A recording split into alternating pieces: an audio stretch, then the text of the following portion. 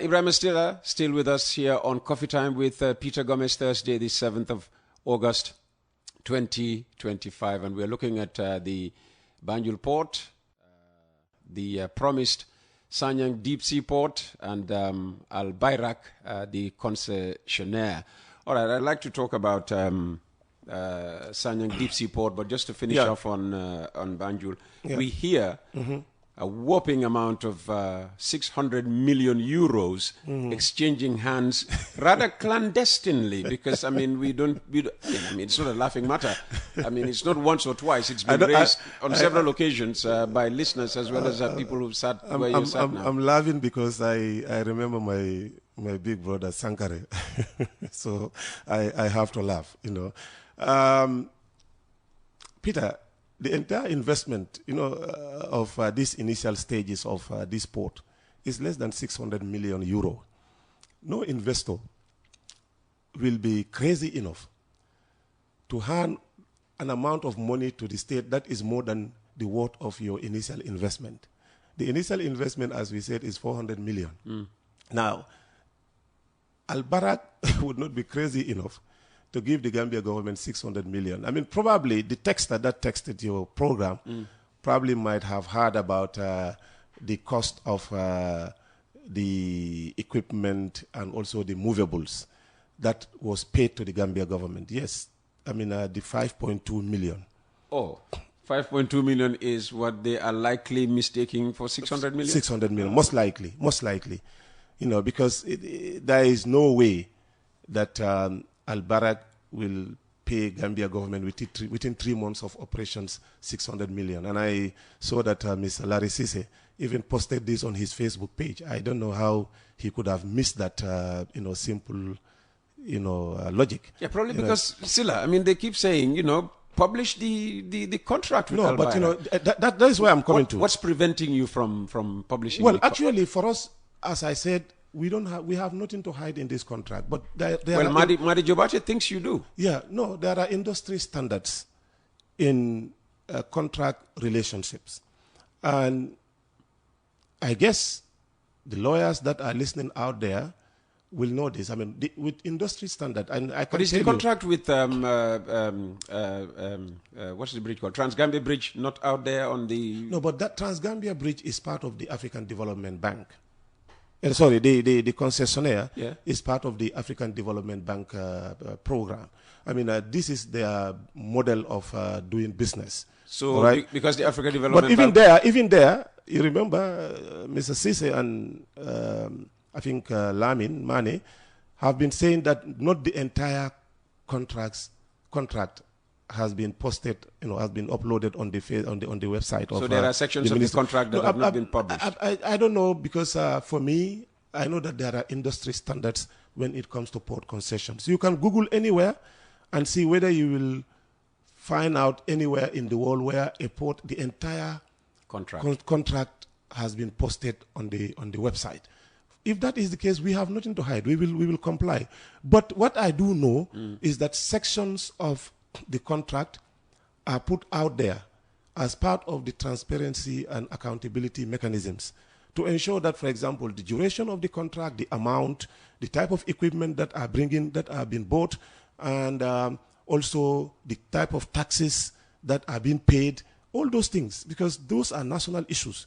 That is why, in fact, for us, we are saying we have not given any tax waivers to Al Barak, and so those things we will put on the website, because, you know, the Alport, which is running the Banjul Port, you know, as a subsidiary, is actually developing a whole lot of things, and hopefully, when a fully functional website is developed, some of this information will be out there for everyone to see: the staff strength, the expenditure on staff, equipment. In the meantime, they can use the Ministry of Transport website to put No, because, you know, we are actually sitting up there looking at what they are doing.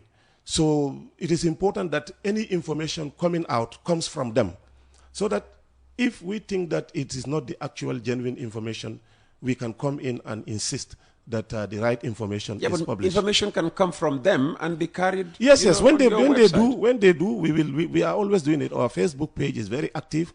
Our website, the same thing. But I have not seen this anywhere in the world where a port concession, the entire port concession contract is posted on the website.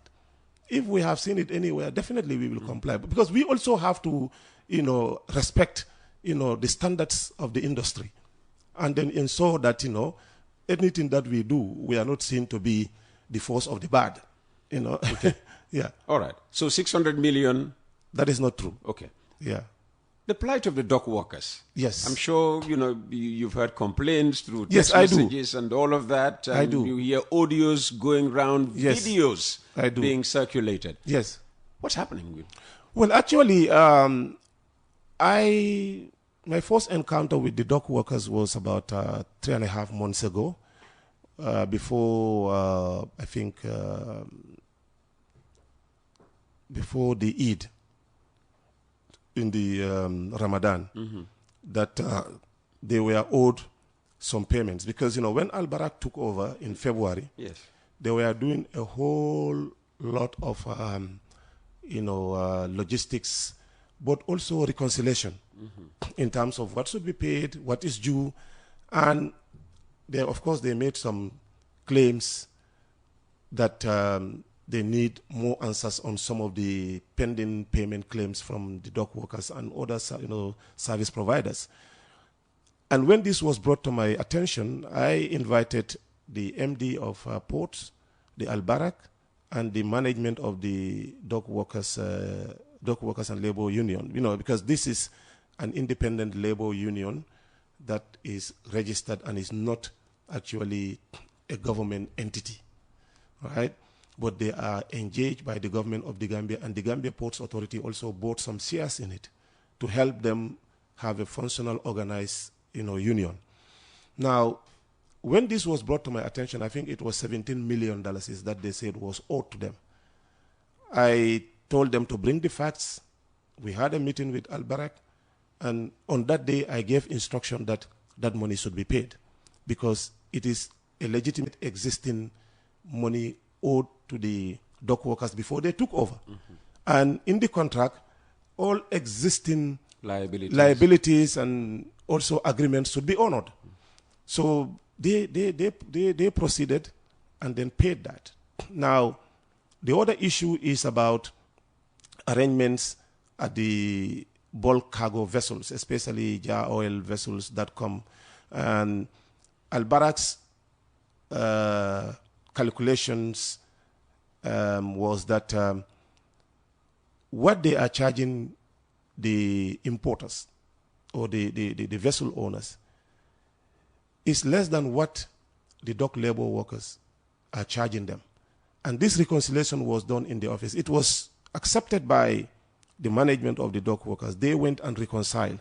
And for them not to be losing on that front, they agreed through a service level agreement that they have signed that rather than sending, say, 40 people on a vessel, they will send probably 20 to make up for the gain that they were making before, but also ensuring that the money that is paid to them is not more than what is received from the vessel owners. And this was also agreed. The problem is the containerized. Because Al Barak is using a model on charging containers per unit, which was different from what the Gambia Ports Authority model was. And this, I'm made to understand, the discussions are ongoing, because if not, then the dock workers are right. They will be kind of like having a fee reduction or a reduction in the pay that they go with or that they used to go with. So I reached out to the management of the ports, the dock workers, their union leaders, and Al Barak to sit and discuss this and resolve it. So the information from the MD of ports is that they are scheduling another meeting this week coming, so that these matters can be resolved.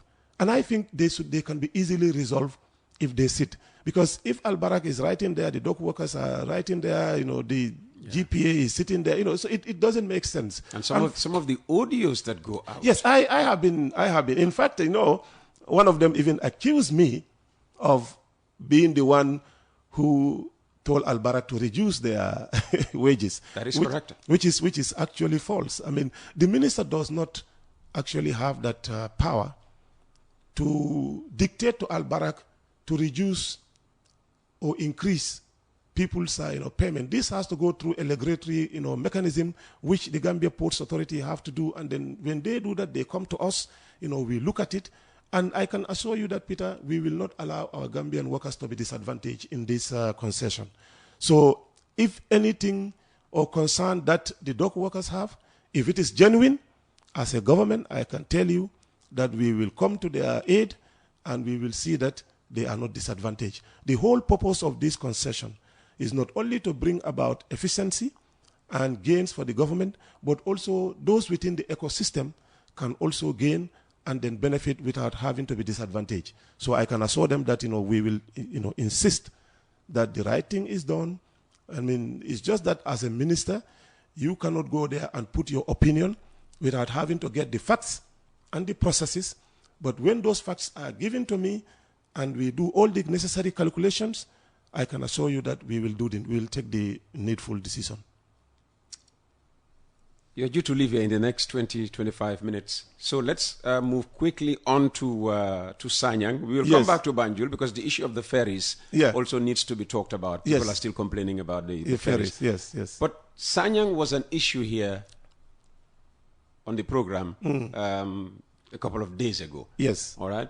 And apparently two things. Yes. Where you laid the foundation stone for the deep sea port is the wrong place. That's number one. And number two... Is that what they said? Or, I mean... that's what they said. That's what they said. I said two issues. That's one of the things that they said. What you agreed with the VDC and the task force and where you took the president to lay the foundation stone is wrong. No. I don't agree. Okay. The other thing is, apparently, the laying of the foundation stone led to, differences between the VDC, the task force, and what's the thing called? Bulunda? Bulunda. Yes. Well, let me start from the second one, then we can go to the first one. I think that will help us understand the genesis of the situation. Yes.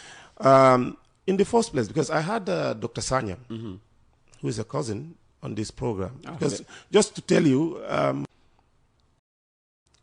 my maternal side, the better half of my family is from Sanyang.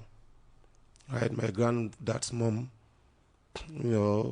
came from a legendary family of kings and rulers of Sanyang. And I have a big family there. Most of them are my uncles, direct blood uncles, or cousins. So it pains me that I'm here to talk about some of these things because these are my own people. But it's important that I clarify because anything that affects that community affects me too, knowing that half of my family is also from Sanyang. The issue of the disagreements between the Bulunda, the VDC, and the task force has never been the making of the ministry or the ports authority. When we went into this program, I admitted the initial missteps that we took as both the ministry and the GPA, because we had a consultant who was not properly briefed, but was told to go and do a needs assessment in Sanyang, on the shoreline, coming towards the land. And he also, not being a Gambian, don't understand our Gambian culture, just went into the area and started putting marks on people's compounds, and that caused a big consternation and anger. When it was brought to our attention, we immediately halted it. We said, no, you don't do that.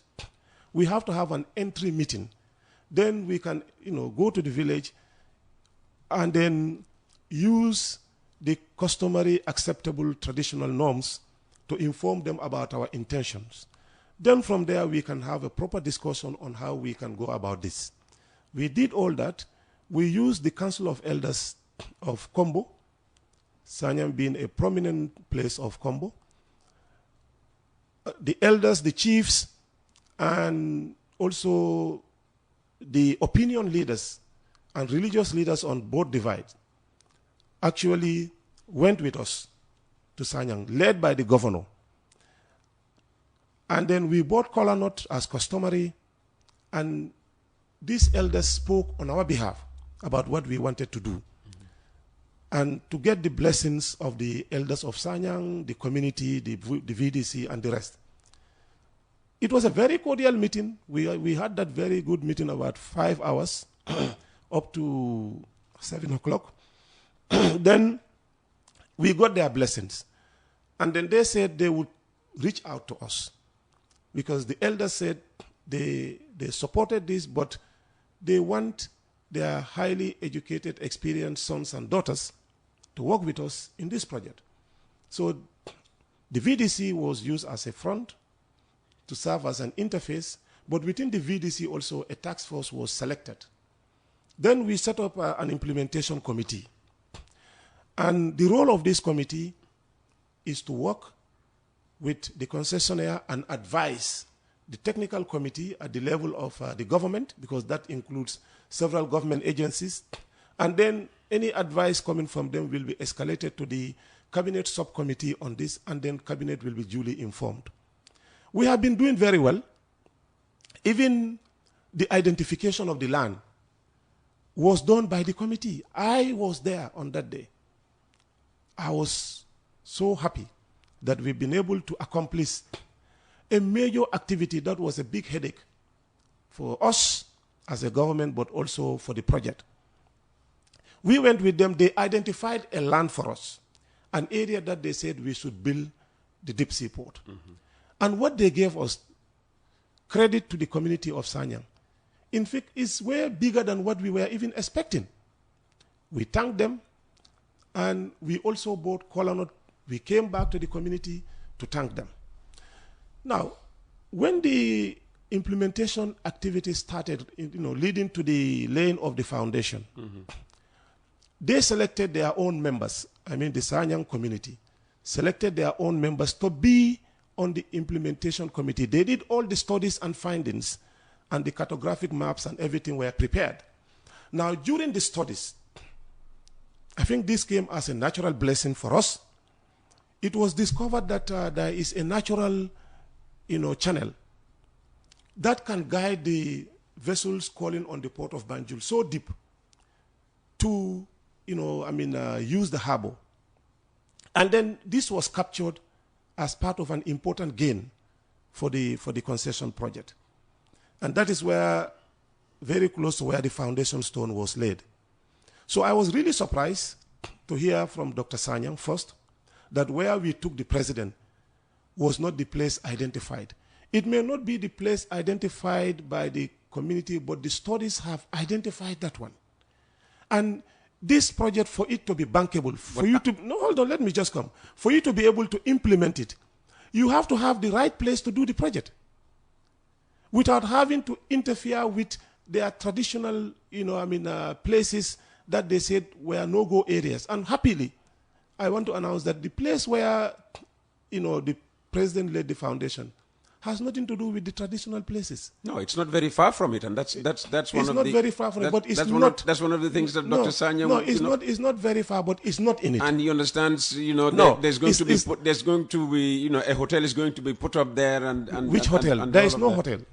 We are not putting any hotel within the port facility. There is an existing lodge that might be affected. And within the port concession project, any area or property that is affected is going to be fully valued and then paid for. The proper value of that will be paid for. Or we identify a land for them as a government to help rebuild and then move them there. Because that is critical. As MD Jabata once told you here, we want to help people to also benefit from this project, not from cash alone, but to support them so that their businesses will not suffer. So that is the only lodge, as far as I know, that is affected by this. So really, everything, as a government, when all these issues started, the land that they gave us, that they have identified, we said, let us use that, for auxiliary services, to make sure that, like all other ports, you have to have support services that will help you, to implement your activities. This is not to be used for real estate. No real estate. No real estate. No hotel. No other activity other than related to industry and development of port. Nothing, absolutely. And they all agree to this. So I'm really surprised that that claim came from Dr. Sanyang. And I hope that when we meet, because we as a government is committed to proactive, positive engagement with the community. At the end of the day, it is important that we have the community benefit from this project. But that should not also mean that unnecessary protracted disagreements among themselves should be brought into the port activities. Because what I have heard was that they have issues among themselves. And personally, yes, he was right. When I heard about this issue, Dr. Sanyang himself called me that there were issues and it seems the task force was being sidelined. I said, no, as far as I know, we are still working with everyone in the community. The members that you have chosen, the community itself, are still in the working committee. And we are working with them. But if there are issues, I was ready to come to Sanyang. So you haven't been to a meeting where task force representation, was present, but it was not the same people you were dealing with before. So Peter arrives to represent West Coast Radio when for the past 6, 7, 8 meetings, the representative of, the identified representative of West Coast Radio was Jibril Jassi. Mm-hmm. You were dealing with Jibril and suddenly Peter starts appearing. That did not happen. Well, it could have happened because personally, I don't attend task force committee meetings or VDC committee meetings. This is at the committee level. It goes from the committee, it goes to the National Technical Committee, which comprises my ministry, Ministry of Justice, Ministry of Trade, GRA, and I think some other ministries, local government and land, and I think those type of things. So I am not in that committee, right? What is escalated to me is meeting points. Okay. Why? So when I heard about this matter, because I heard that has to be clarified, because Dr. Sanyang tried to paint me as the monster in all this, which is actually unfortunate but not true. When I heard about it, I was at a funeral in Sifo, as he rightly said. Immediately, I called the head of the Bulunda, and I called the VDC chair, that let them announce to everyone that I was coming there to sit as a family with them, to discuss what I've been told, that there are issues among them, because I have been trying to avoid those type of things. Knowing that I'm from that community, anything that happens between them is going to directly affect me too, right? So I was surprised myself when I went to that meeting. On my way, I found the councillor of the area, Boto Bojang. And I was surprised. I told him, I'm having a meeting with you people. Are you not informed? Are you not aware? He said, well, he was not aware. I said, come join me. I went with him, all right? Because these are my own relatives. Boto is my own junior brother, cousin. So I told him that he should join me in that meeting because I don't want anyone to be left out. But to my surprise, yes, I did not see the likes of Dr. Sanyang. I asked, but where are the others? They said, well, they have informed everyone. I would not know whether that was true or false. Well, if you hadn't dragged the chairman of the task force, he would not have been at that meeting. No, but the head of the VDC is the ultimate responsible person that has to call all their members. Yeah, that's what I'm saying. So when the claim we had been informed everybody was made, you could have said, no, if I hadn't informed this person. Yeah, no, I did. He would not have been here. Did. I told them. And I really spoke in very frank terms that I don't want to be part of a system where, because of what I am leading in this community, leads to division. And I would admonish all of them to sit among themselves as family and resolve these issues. Okay. Because at the end of the day, it is the responsibility of the government to work with everyone, even those that don't agree with us. Okay. So I thought that was the end of the problem. Well, it wasn't. Yeah, but and it manifested itself. Yes. On the day of the laying of the foundation stone. Because according to Dr. Sanyang, yes, they were prevented from getting to the site where... No, I wasn't aware of that, and that was not an instruction from us. Look, if president is going anywhere, of course, there are security restrictions that are normally applied. And even to us as ministers, when you are going to an event, you have to be guided by protocol that if you are not supposed to be there. That's why, the instruction was no minister, apart from the Minister of Works and the Chief of Staff, no minister should come to the seaside. They should all remain at the... You were there. Yes. That's why all the ministers were seated. Very happy to announce that I was there. Yeah, I was there. You were there. You will agree with me that all the ministers were seated at the venue, not at the site. So I wouldn't be surprised if those in charge of security thought probably these are people coming, but they should have been at the site. Apart from the alkali, the VDC chair, and few others, no other person was also there from the community. So it was not a deliberate attempt to stop anybody from going there. The place was small. We could not crowd that place because it was going to be a discomfort and security issue. So that is why they said limited number of people, and then the rest would all go to the venue. All right. In the 10 minutes remaining, I would want you to talk about the ferry situation, but Tomba... I make a clarification about, because Larry and previously Mr. Mane, they have been on this program several times, and they were talking about, the cost of Battle Harden 6-lane. Yes. That which, according to them, at international standard, is $1 million. But they have yet failed to tell me any country that has implemented a 6-lane road project, and the cost per kilometer of that road is $1 million. I remember Lamin, when I had a debate with him, and I see that, repeated severally on other platforms that he appeared on, claiming, and Larry Sisa also make those, statements, that they have seen those type of roads being implemented in other countries, and the cost was $1 million. Lamin, true to his credit, he named a road in Kenya, Thika Road. I worked in Kenya for 3.5 years. I went and did a search, and I can tell you, Peter, the Thika Road per kilometer is an 8-lane road, built in 2001, some 33 years ago. 25 years ago. Yeah, 25 years ago. The cost was between $4 million and $6 million per kilometer. And remember, Kenya is endowed with all the natural resources that they can use for road construction that we are not. For example, basalt, they have cement factories all over, they have bitumen factories. We rely on importing all those things into this country. Yet they spent $4 to $6 million. The website is here. You can go there. It's www.tuco.co.ke, tuko.co.ke, and then you can, or if you don't have that, just type the 6 most expensive roads in Kenya, and you will see that Thika Superhighway was built at a cost of 32 billion shillings, which was a 50-kilometer road. 32 billion shillings, convert that into dollars, and multiply that by 50 kilometers. At today's rate, exchange rate, or 2020? Sorry, 2001. Even 2021. Was it 2021 or 2001? Yes, okay. 2001. Okay. 2001.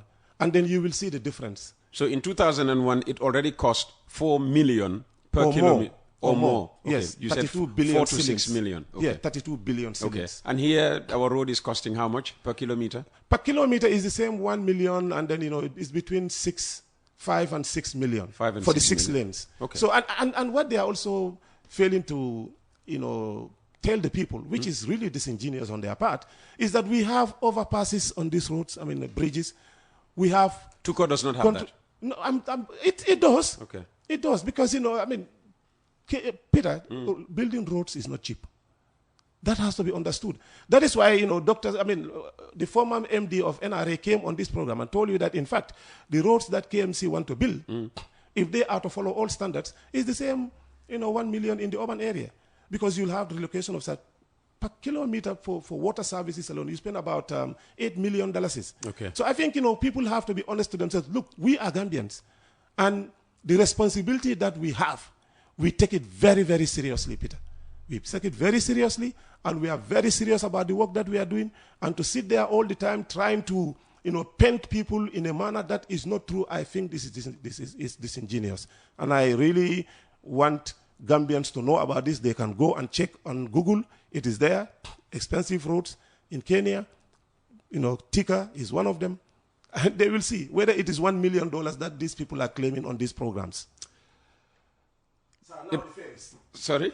The ferries. You want to do the ferries? Yeah, well, that's your question. Let me just read at least one text message for you. I mean, they are here. It's unfortunate that you. Well, I don't have time. I should have. I know. I need to leave now because I have to drive all the way to Banjul, and I should sit before my president arrives. Absolutely, so, absolutely. Yeah. A cabinet is sitting from 10 o'clock. Good morning, Peter. Could you please tell the honourable ministers to stop saying we are not investing anything? We are giving up a fully operational and profitable port. This is an investment, and it should be even more than the 20% share. No, what we are saying, cash investment. Okay. Or monetary investment. Yeah, I mean, ferries, update. Thank you for, like that. I hope that's not Dr. Lamin Mani. No, it's not. It's Tombong Seidi. Tombong, yes. Yes, our UDP nemesis, yeah. The ferries. The ferries, yes. Yes, what do you want to know about the ferries? People are still exasperated, and the promise has been, no, the situation will improve and improve and improve. But apparently, it seems to... yes, I mean, that is true. But if you look at the efficiency gains, from where we were and where we are now is completely different. People are saying it's the same. Peter, people are entitled to their opinion. Me, I cannot stop people from saying whatever they want. I cannot stop them from writing whatever they want. But the truth is, yesterday night, I came from Dakar, by the way, for a visa interview, which, I arrived here at 10 o'clock. Speak about transparency. He went to Dakar and he's telling us everything, that's... your boy is very transparent, huh? Well, so, I mean, I use the ferry. It's still the same 20 and 25 minutes, not more than 30 minutes for Kunta Kinte or Kanilai. Yes, we have had some series of unavoidable problems dealing with fishing nets that entangle the engines. Sorry, the propellers. The other one was the car power ship, mess that they left at the place there without having to clean. And then, their ropes and everything that they used to tie. They left a mess, and you are now allowing them to go from sea to, No, well, we were not aware. On land. We were not aware. Well, apparently they're still around here. Okay. Then, because this is one thing that we want to take up. So make them clear their mess. Yeah, we want to take up with them. Because the roads that they left there, the ropes that they left at that place, which they used to, tie their ship, they left them in the sea, and now, when the tides came, they moved these things along the journey around the route of the ferry, and the ferry got entangled in this, and that really caused a severe damage to Kunta Kinte. That is why it was grounded. But now, thank God, the engineers have been able to, or the technicians have been able to do something about it. And then some of the, the spare parts that are expected are on their way, so that, we can have the full 4 engines running, and then it will be between 18 minutes and 22 minutes again. But I want to also admit, yes, there are occasional problems at the Gambia ferry services, which is quite unfortunate because we want robust, efficient service delivery of the ferries. And that is why government has been working with them, investing so much money. We are also looking at some management failures, and we will take appropriate actions for those ones. In addition to... Appropriate action means what? Well, I mean, it has to vary. Heads will roll. Well, I don't have to say anything yet, but, we are doing our own investigation of some of those issues because we want to make sure that the right job is done for the customers of this country after spending so much money to repair these 2 ferries. One last question. Hello, Uncle Peter. Please ask Mr. Sillah whether government will still get to keep all import duties on taxes, or is it paid to Al-Bayrak? Import duties like what? Well, when you import goods into this country, the duty is paid to the GRA. The GRA collects the duty. In other words, there are no waivers. No waiver. Everything. Because, Peter, a government will be so naive to give tax waivers to a company that is going to make profit. That's what this government is always accused of. Naivety, incompetence, ineptitude. We are very competent. Our nemesis that are accusing us They know how competent this government is, these ministers are, these bureaucrats are. The problem is there is no perfect system anywhere. And that is why, I always say, Peter, the contract that we have, even if I give it to you, you read it thoroughly, you might have certain issues that you will disagree with us on. But that does not mean that we are incompetent. That does not mean that we are not doing our job. That does not mean that, we have not done the right thing. Disagreements on the way things can be done is normal in contractual, implementation of projects like this. Maybe you may have a better way of saying, okay, I will do it this way if I were there, or I would have taken this particular step. But that does not mean that the people that have done it are incompetent, are not doing it in the best interest of this country. All the things that I have measured, that I have listed here, go to any country that have a concession of this nature and see where they will get 4% of annual gross revenue, 27% of your staff costs taken over because of the risk factors, between 22 and 24% of your operating costs taken over by the concessionaire, and all other risks associated with this. Look, we also care about this country, and we know that we are doing the right thing to ensure that the Gambian people and the Gambian government benefit wholly and solely from this. And on that note, it's exactly 9:30, and you should be leaving the studio. I should have left 20 past. If not, I may not be allowed to exactly. enter. And then President Barrow will deduct a day's wages from your pay. That will be too embarrassing. Yes. So, Secretary to Cabinet, I'm rushing. In case, please help me to get in case I should have been there by now. If you have problems, report to me and I'll take it up with Barrow. Thank you so very much. Ibrahim Sillah, the Minister of Transport Works and Infrastructure. Jar Oil. The company have filling stations across the country, and our rates are relatively cheaper than anyone else across the country. Jar Oil is the biggest producer and distributor of cement in the country with the most competitive prices in the market.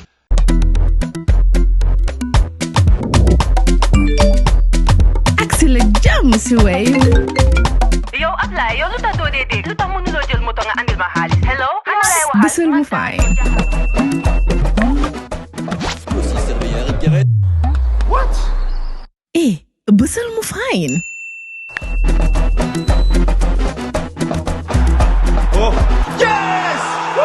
Wave Accent Gambia. Deposit and withdraw money, pay bills, and buy mobile credit without fees. Transfer money wherever in the country for only 1% fee. At Wave, Busel mo fine. Wave, your money is yours.